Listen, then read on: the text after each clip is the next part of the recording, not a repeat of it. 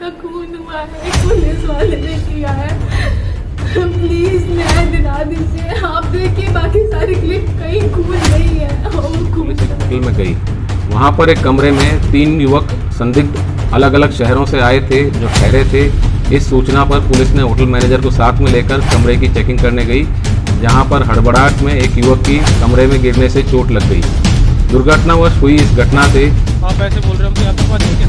तो मुझे बोल रहा है कि फालतू बोल रहा है, ये है वो है, साला जाएगा ना तो जेल में। अंदर उन्होंने ड्रिंक की हुई थी सर, जहाँ तक मुझे लग रहा है। मैंने देखा कि गुप्ता जी को घसीट के लेकर आ रहे हैं और लिफ्ट के बाहर से गुप्ता जी के यहाँ से सारा ब्लड बह रहा है। गोरखपुर के होटल कृष्णा पैलेस में सोमवार रात दबिश के बाद पुलिस कर्मियों ने कानपुर बर्रा 3 के निवासी मनीष गुप्ता की पीट कर हत्या कर दी। बुधवार को 100 जब घर पहुंचा, उसके बाद पुलिस कमिश्नर असीम अरुण और एसडीएम सिटी अब्दुल कुमार आर्थिक सहायता के तौर पर 10 लाख रुपए का चेक देने पहुंचे तो पत्नी मीनाक्षी का पूरा आक्रोश उन पर फूट पड़ा।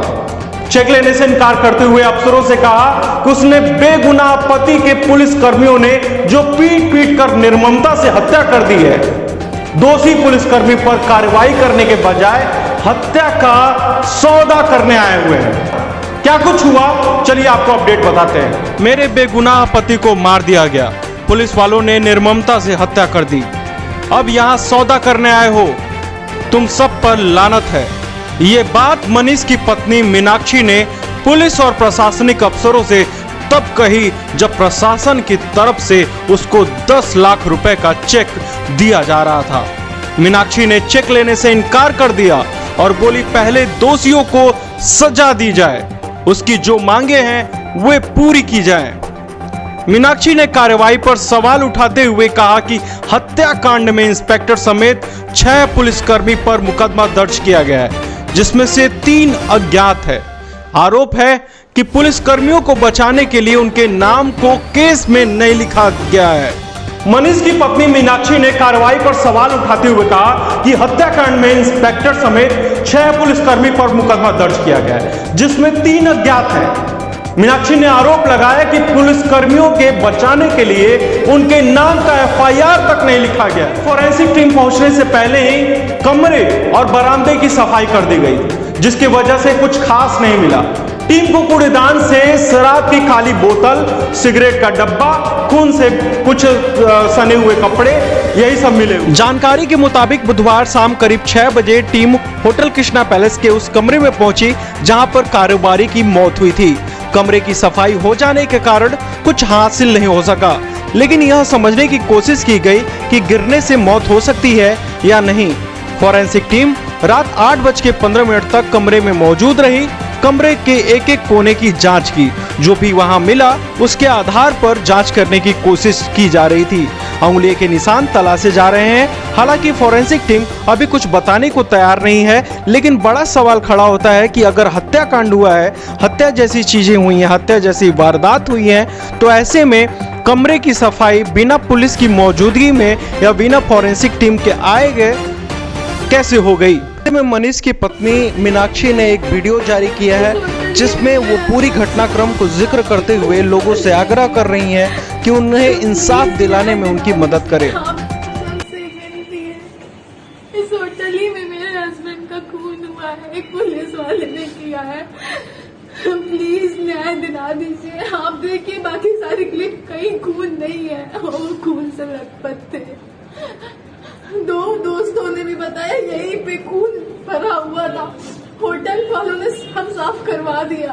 प्लीज मदद करिए, मेरे पति को न्याय दिलाइए प्लीज। मनीष गुप्ता के संग आए दोस्त ने जो बात कही, उससे पूरी पुलिस महकमे की सच्चाई को खोल के रख दी है। सुनिए उन्होंने क्या कहा। मैं सर गुड़गांव हरियाणा से रहने वाला हूँ। अच्छा, क्या रात में क्या हुआ, तो पूरी घटना बताइए। सर हम अपने रूम में सो रहे थे।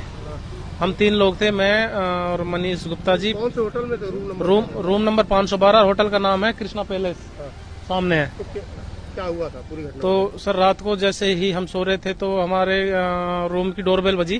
कितने बजे? लगभग 12:30 बजे। 12:30 बजे डोरबेल बजी तो गुप्ता जी और प्रदीप जी सोए हुए थे। मैंने गेट खोला तो वहाँ पे 5-7 पुलिस वाले और होटल पे जो रिसेप्शन पे लड़का था, नाम नहीं पता है उसका, वो अंदर बढ़े।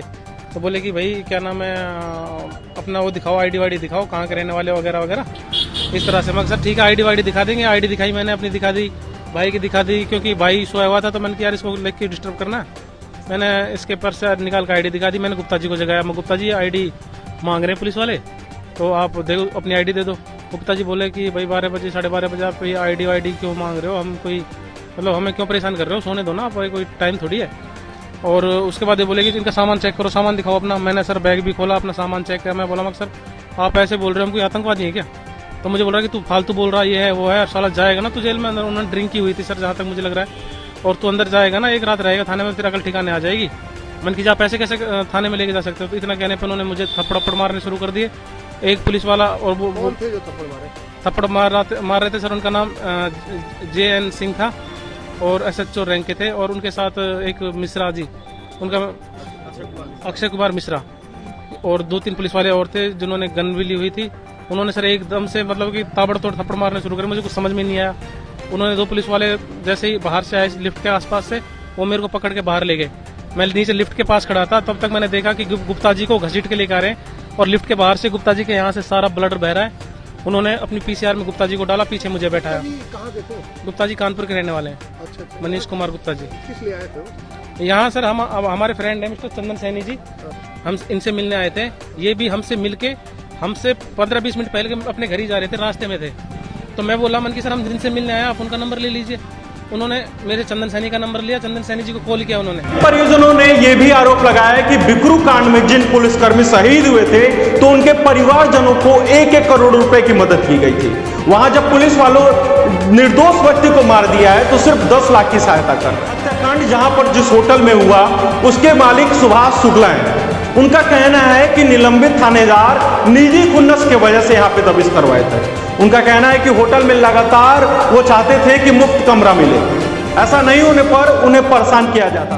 अब यहीं पे पुलिस की भूमिका समाप्त नहीं होती है। कारोबारी मनीष गुप्ता को लेकर पुलिस एक निजी हॉस्पिटल में इलाज करने के लिए लेकर गई थी। सूत्रों मुताबिक रात तकरीबन 12:45 पर मनीष को मृत घोषित कर दिया गया था, जबकि पुलिस रात में करीब 2:15 पर मनीष को लेकर मेडिकल कॉलेज में पहुंची। ऐसे में पुलिस पर सवाल खड़ा हो रहा है कि आखिर पुलिस 1.5 घंटे तक कहां रही। अब इस बात की चर्चा है कि होटल में मारपीट के दौरान पुलिसकर्मियों की वर्दी पर खून लग गया था।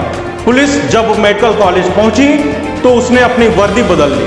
हालांकि यह CCTV फुटेज खंगालने के बाद पता चल सकता है कि सच्चाई क्या है। मंगलवार शाम मीनाक्षी जब होटल में गई जहां उनके पति मनीष ठहरे हुए थे, मीनाक्षी ने सवाल खड़ा किया कि इतनी बड़ी घटना होने के बाद पुलिस होटल को सील नहीं की, न मामले की जांच के लिए फोरेंसिक टीम की विशेष मदद ली। पूरे मामले में मानवता को शर्मसार करने वाली है और कहीं ना कहीं ये पुलिस की छवि को खराब करने वाली घटना हुई है। ऐसे अगर पुलिसकर्मी ये इस तरह के समाज में रहते हैं तो कहीं ना कहीं इस समाज का तो नुकसान होता ही है, पुलिस की छवि को ज्यादा नुकसान होता है, उसके जो विश्वसनीयता है उस पर भी सवाल खड़ा होता है। तो ऐसे में पुलिस विभाग को चाहिए कि निष्पक्ष ढंग से उस पर अच्छे से कार्रवाई हो और दोषियों को सजा मिल सके।